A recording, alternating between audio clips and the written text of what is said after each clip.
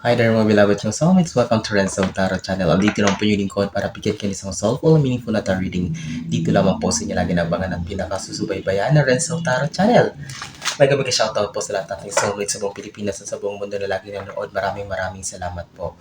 And ang ating pong reading ngayon pagsasamahan ay isang general reading para sa ating mga pinakamahal na nasa sign ng Leo. Leo, Sun, Moon, Rising, and Venus sign, this is for you. At kapag bago po kayo sa ating channel, di po kayo nakasubscribe, please do subscribe our YouTube account. And of course, kapag napanood po ito sa TikTok, huwag po kayo mahiyang mag-comment, share, repost, and of course, follow my TikTok account. Mag-DM na rin po kayo if you want to avail our personal reading, okay? Kamusta po ang lahat? I'm wishing you all the best. I hope you're healthy, you're safe, you're happy. At lalong-lalo na po sa ating mga kababayan sa Middle East, napakarami ko pong subscribers at nanonood na nasa Middle East ngayon. So, doble ingat po. You're always in my prayers na sana po ay ligtas kayo. Presence of mind po. Okay? So, pray ko lang po tayo na sana tumigil na po itong kaguluhan. Mag-iingat po kayo lagi ha, mga soulmates ko dyan sa Saudi Arabia at sa Middle East. So, please, doble ingat po. Pray lang po. Sana maging maayos na po ang lahat. Sige? Leo, kunin na natin yung isang pong baraha. Spirit Universe, Spirit Guides, Angels, Ancestors. 10 cards please for Leo. Maraming salamat po sa inyong walang sawang tiwala, suporta at pagmamahal. Simula noon hanggang ngayon ay napaka-overwhelming po ng inyong suporta. Utang na loob ko po sa inyo kung saan man po makarating ang ating channel. So thank you so much po. We are already 85k strong here in YouTube. And sa ating TikTok ay on the way na tayo sa 5k. Napakabago pa lang po natin. Almost 2 weeks pero napaka-overwhelming rin po ng suporta ng ating mga soulmates sa TikTok. Thank you so much po. Sige. Spirit Universe, Spirit Guides, Angels, Ancestors. Last 2 cards for you, Leo. Holy Spirit. Sige. Your 10 cards, Leo, are now complete. Huwag na nating patagalan po ito because I know that you're so excited. Sige. General reading for Leo. Mga jolly na Leo. This is a beautiful opening card for you, Leo. So, Ace of Wands, something new beginning. May mga Leo na para magbubukas ng business, lilipat ng trabaho, lilipat ng lugar, bibili ng property, sasakyan, or may mga Leo na makaka-receive ng good news regarding sa mga in-applyan nila, may mga pinaprocess nilang papers, visa application, visa approval, promotion, or whatever thing na is may kinalaman sa something new, good news. So, expect Leo a very good result. Although nakataob pa ang ating siyam na barahabar, I can feel a very good energy here. So, titingnan natin. Hingin tayo ng sign sa mga remaining cards kapag may lumabas na other Ace, Chariot, Magician, Wheel of Fortune, anything. But I can feel her talaga that something is about to come for you, Leo. Magtutuloy-tuloy ang mga blessings at good news para sa iyo. So, I can see her 6 of Swords, so Leo. May mga Leo daw na alam ko ginawa na ito and totally naka-move forward na because lately daw, parang more on people pleasing kayo, more on talaga ang ginagawa nyo, action nyo is like to please other people. But now, total na po kayo nag-cut off, nag-move forward na kayo na hindi na kayo nag-entertain ng mga toxicities and negativities in life. So you are now moving forward daw, Leo, with full confidence, with kumbaga punong-puno ng pag-asa. It's because parang nagkaroon kayo ng peace of mind kasi lumayo na talaga kayo. Kayo nang nagdesisyon, kayo nang gumawa ng paraan para magkaroon ng peace of mind at the same time. I-cut ties na itong mga tao, mga sitwasyon, relationship na hindi na healthy at talagang kumbaga pumipigil sa growth mo, Leo. So congratulations, Leo. At talagang nagawan mo ng paraan ito. So, I have here the Page of Cups. So this is a harvest season. Leo, expect harvest season in the soonest time because after all the trials, after all the hardships that you've been through, ayan no, yung alon, yan yung mga pagsubok na pinagdaanan mo lately. But you should remember na tingnan mo itong barahan na to na kahit napaka-alon, still nakuha niya yung trophy, yung cup, which signifies victory and success. But hindi lang siya basta trophy, hindi lang siya basta cup, may laman siya na fish, may laman siya na isda. That's why I can see here that you're going to harvest, the fruit of your labor, ng paghihirap mo in the soonest time. You will say to yourself that worth it pala na pinaglaban ko ang lahat. You will realize na okay, may mga bagay na natapos sa'yo na wala, but in the end, napakalaki pala ng blessings na kapalit. Napakaganda pala ng kapalit nito para sa'yo. This is a harvest season for you, Leo. I-claim na ito and congratulations in advance. I'm so happy for you. Okay? Tingnan natin. Ito. Seven of Pentacles. Leo, tanggalin na ang worries. Kasi nakikita ko dito, parang medyo, meron naman daw pera. May resources naman. But ang nasa isip mo yun ay parang kulang pa. Parang naghahanap ka pa ng mas marami. Siguro dahil may mga dapat ka rin isettle. Although okay naman. Pero syempre, mas maganda pa rin yung may nasisave tayo or may nakalaan tayo. So that's why I can see here na yung pinagpo-focusan mo ngayon is to save money, magkaroon ng side hustle, part-time job, o kung ano man yung mga sa side business na parang makadagdag pa sa pera mo. But if ako yung tatanungin mo, Leo, sorry, dito yung Ace of Wands, so you are guaranteed of in terms of money, magtutuloy-tuloy ito, may mga papasok na opportunities, may magbubukas na mga opportunities for you na may kinalaman sa pagdagdag ng kaperahan mo. May mga taong ipaparating si universe, or ibibigay si universe sa'yo na maaaring makatulong din sa'yo mag-offer ng mga opportunities, job opportunities, or any kind of thing na papasukin mo or tatanggapin mo na makakadagdag dito sa wino-worry mo na kaperahan. Meron naman Leo. I'm not saying na wala hapat, pero parang naghahangad ka pa ng madagdagan pa or you're searching for more. Tama ba? Mag-comment yan kayo kapag nakaka-resonate kayo, ha? So, Queen of Cups. I can see her maturity, discipline. May mga Leo na hindi na basta-basta ngayon nagpapauto, nagpapa-abuso, I can see her, tingnan mo, nagiging maingat ka na sa mga salitang binibitawan mo, sa mga pagtitiwala mo sa mga tao, sa mga desisyon na ginagawa mo. That's a good thing, Leo. Talagang natuto ka na. So, this is a good thing kasi maturity, discipline, talagang ang laki ng pinagbago mo, Leo. Nakikita ko dito, hindi ka na basta bara-bara sa mga decision making na ginagawa mo. You're researching, nagre-research ka muna, inaalam mo muna lahat-lahat before you jump into the water or before you make a conclusion also. So, before ka na-judge rin, inaalam mo muna yung totoong kwento.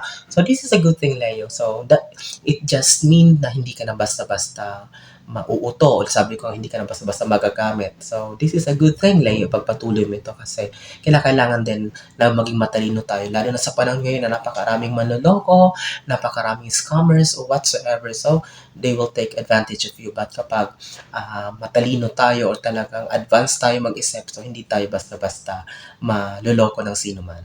Okay, Leo, congratulations sapagkat ito na yung mindset mo. I'm so happy. Okay, before we proceed to our last 5 cards, nakikita, what I'm saying is, before we proceed to our second row, kapag bago po kayo sa ating channel, ay mag-comment po kayo, like, share, of course. Don't forget to subscribe our YouTube channel. Kapag sa TikTok nyo po ito manapanood, huwag po kayong mahiya na mag-comment, share, repost, follow our TikTok account. Mag-DM po kayo for personal reading kung gusto nyo po. For your general reading, Leo, ipapatuloy natin with the Hermit card. So, Hermit card, expect clarity, magiging malinaw ang lahat. Later on, mga darating na araw, linggo, buwan, Leo, ma-realize mo, magkoconnect-connect mo yung mga sitwasyon na maaring akala mo ay parang lately ay malabo sa'yo, parang hindi mo naiintindihan. But with this Hermit card, the universe will be sending light to your path. Iilawan niya yung daan mo, iilawan niya yung buhay mo para maliwanagan ka. So, maaring may mga sitwasyon na mag-a-arise, mag-o-open na matutuklasan mo, may mga ideas, may mga bagay kayo malalaman na, okay, kaya pala lately hindi ganito. So, mako-connect mo ang lahat. Okay? So, there will be clarity, magiging malinaw ang lahat para sa'yo.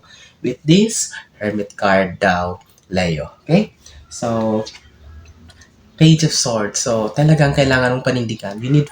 Nakikita ko dito, you want independence, you want freedom. So, may mga Leo na parang gustong bumukod. May mga Leo na gusto ng parang, you want freedom. Gusto mo muna makalaya. I can see here, ang ganda nito, Leo, kasi nakikita ko dito, nag-transform din kayo in a way na parang hindi na kayo natatakot. You're full of confidence. So, hindi na kayo humihingi ng opinion ng ibang tao. Lahat ng desisyon na ginagawa nyo ay base talaga sa sarili mo ng pag-iisip or decision. Ang katapat niya is Six of Swords. So, di ba, kasi natuto din kayo kasi nag-cut off kayo. Di ba, sinabi ko, lumayo kayo sa mga taong na nega, sa mga sitwasyon na toxic. So, dahil natuto kayo dito, nahanap yung peace of mind. So, now here you are, full of confidence. Talagang malakas ang loob mo. You're fearless, you're brave. Hindi na talaga kayo basta-basta nagpapa-apekto sa ibang tao. So, whatever decision you're doing, it's from your own discernment, sarili mong decision ito. At walang sino man ang maaaring mag-question ito para sa iyo, Leo. Tama ba? So, for your 10 cards, so tingnan mo, connected talaga ang marami. Ito, Page of Cups, di ba, harvest season ang sinabi ko sa inyo. May harvest season talaga. Ang kagandahan nito, Leo, ang katapat niya, hindi lang sa harvest season, napakaraming pagpipilian. Napakaraming opportunities ang magbubukas para sa iyo. This is a good problem for you, Leo. Kasi kung hindi ka masaya dito, maaring subukan mo itong isa, maaring tanggapin mo itong isa. A lot of options are opening for you. So, I know that you are very smart also, Leo. And kung ano man ang maaaring mapili mo dyan o pagdesisyonan mo, it will be for your own good. And it is guaranteed of success kasi andito yung Ace of Wands. So whatever is that, congratulations, Leo. Napakaraming pagpipilian, napakaraming opportunities na magnanak sa yung door. So layo sa dating sitwasyon mo na parang limited lang sa iisang opportunity ang ginagalawan mo. But now, there is a lot of blessing. There is a lot of good news that will be opening for you. Congratulations in advance, Leo. I-claim mo na to. Napakaraming mga job offers, business offers, so whatever, help is on the way. So, this is surreal. So, talagang, this is one of a kind, Leo. Tingnan natin. So, Four of Swords, tingnan mo, talagang siguro stress na stress ka, wala kang pahinga sa kakahanap ng solusyon kasi perang, di ba sinabi ko dito, parang pera talagang pinoproblema mo, gusto mong madagdagan pa ang kaperahan mo kasi kulang pa. So that's why parang nagre-result kayo sa overwork or parang hard work. So talagang hindi kayo tumitigil. The universe is telling you, magpahinga rin, Leo. Kailangan mo daw ng katawan mo na magpahinga din, baka maubos na yung energy mo, yung time mo sa mga bagay na, of course, di kita masisisi kasi pera ang kailangan mo para masolusyonan ang mga problema. But it is necessary also na kapag kasi pagod ang ating katawan, hindi rin pumapasok ang manifestations natin, ang mga prayers and wishes. So, we need to recharge. Kailangan mo, Leo, na ihanda lagi ang sarili mo sa pagkakaroon ng sapat na energy. Kapag kulang ka sa tulog, kapag hindi ka nakakain ng maayos, kapag drain ka, so parang mahina ka. So, of course, hindi rin ka makakapag-isip ng maayos, hindi ka yung manifestations, yung blessings ay nabablock. So, pahinga din, rest, have time to rest, please, Leo. The universe is telling you na magpahinga, humanap ng paraan para at least makapagpahinga, so para maka-recharge ka, mabawi mo yung mga oras at energy na nawala mo sa sobrang kabisihan, lalong-lalo na sa kapirahan, pagkahanap ng pera. Tapusin natin tong general reading mo, Leo, with your 10th and last card, the Five of Pentacles. So, this is a reminder for you, Leo, to be extra careful, maging mapagmatsyag, maging doble ingat, i-track mo yung finances mo. Kasi this is stagnancy. Although pera ito, maging matumal. Baka dumating yung point na parang pag dumating yung tumal, of course, natural lang yan na hindi naman araw-araw o Pasko. Although you are guaranteed of harvest season in the future, but still napaka-importante na may naitatabi tayo kasi during those time na matumal, mabagal ang pasok ng pera, ay kahit papano ay may nasi-save or may nagagamit tayo. Okay, this is winter season. So maybe to those lay na nagtatrabaho sa mga malamig na lugar sa Europe, sa US, English countries. Okay, so please, kung winter man dyan, kung ano man, magdoble kayod kayo na mag-save kasi hindi araw-araw ay Pasko.